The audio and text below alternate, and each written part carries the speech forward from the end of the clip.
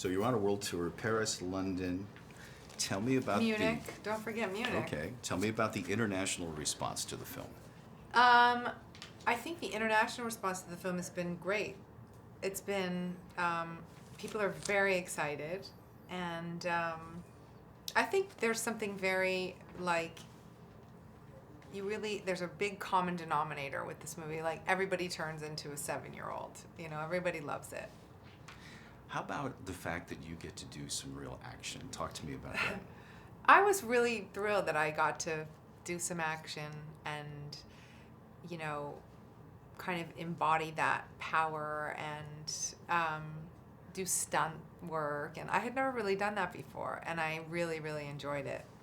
Yeah, I think that once is with ladies, is it a 6-pack or is it less than a 6-pack? Not sure. Because you have you definitely have a pack in the scene. You know the scene I'm talking I'm packing something. So how much workout, how much training went into it for you?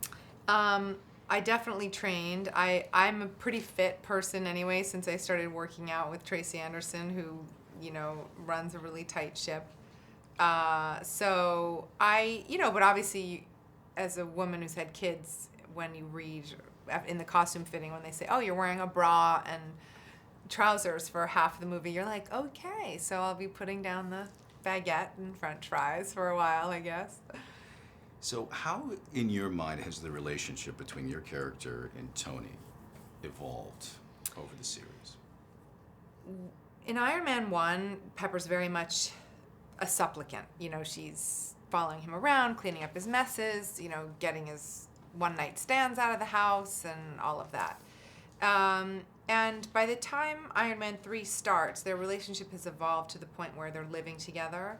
They're very equal in the relationship. She's demanding something of him. And you see a real deepening, and you see the complexity.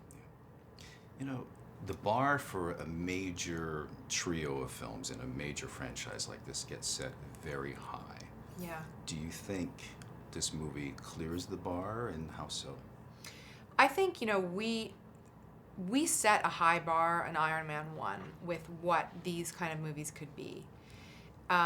With really good actors and, you know, good interpersonal interaction, and I think Jon Favreau kind of set a bar, and I think this movie is really a great movie. I was really surprised. You know, I was really surprised that, because obviously everybody knows the way that Marvel do action pieces and all of that, the stunts is all great, and the CGI and the bells and whistles done. Like, we know that's amazing, but the bones of the movie, it's a really good movie. And again, like, the emotional life in the movie is real and deep, and it's romantic, and I was really amazed by it when I saw it, I have to say.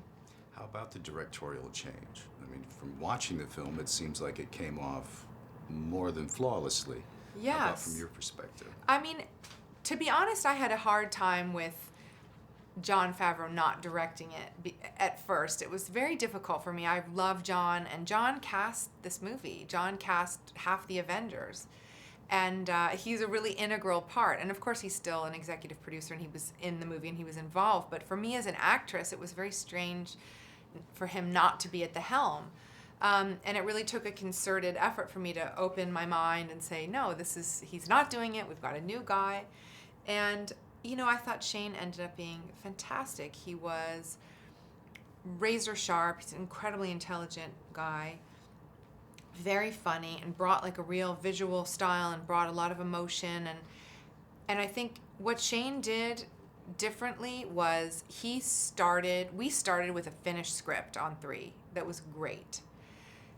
1 and 2, rewriting the whole time, rewriting on the day.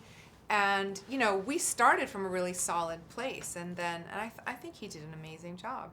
Some amazing new cast members here. I mean, one thing about this movie is we can't talk about it too much because there's so much we don't want to give away. True. But talk to me a little bit about Ben and Guy, Rebecca.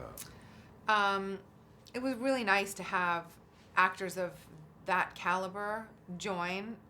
Rebecca Hall is fantastic, and it was nice to have another woman to do scenes with and talk to. You know, she was really interesting and really talented, and Guy Pearce as well. It's like, and all of the all my son's mothers in their class in London, they're all obsessed with Guy Pearce when he was on Neighbours. So I was like texting like, yes, he's really nice, he's really cute. I'm like, what if they? It's from Neighbours, this soap opera he was on. Anyway, he was great, and Ben Kingsley. I did not get to work with him, unfortunately, but we had lunch one day, and I was thrilled.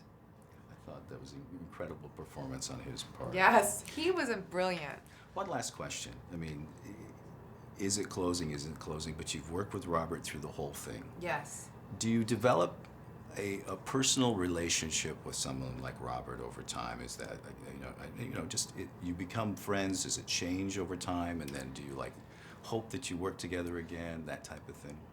I think we have a really good working relationship, and I know we'll work together again. I don't know if it'll be in the pepperoni, as the internet calls it, twosome, but we have a great time, and I'm sure we'll be together again somewhere.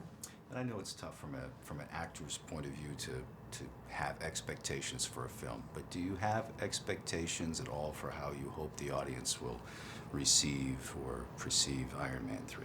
I know the audience will love it because I'm a really tough customer, and I loved it. And for me, it's wonderful to participate in something where, for me, the exciting part is I think the female audience will be really happy to be dragged along to this movie because of what happens with Pepper. And I think females will feel like, wow, that was great. I love that, because you see her transformation. I think it's very cathartic. It's like a twist on a Cinderella story in a way, going from an assistant to a superhero, and it's great. So I'm very proud of my work in it, and I think people will love it. Thanks.